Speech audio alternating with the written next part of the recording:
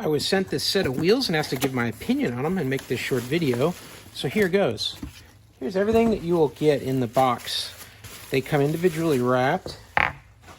It's got a plastic hub with a solid rubber tread on it. And now these are going to measure in at 7 inches across by about 1.5 inches wide.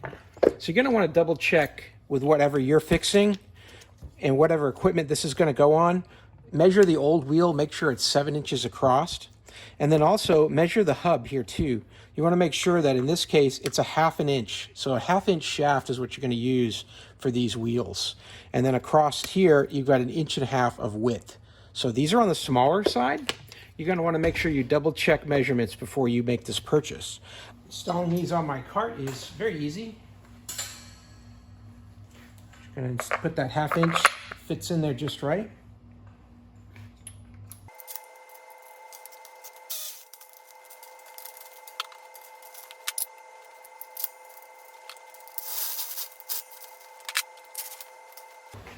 And there we go.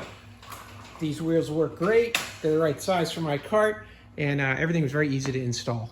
Hey, I hope this video was helpful. Hope this information was useful to you. And as always, I hope you have a great day.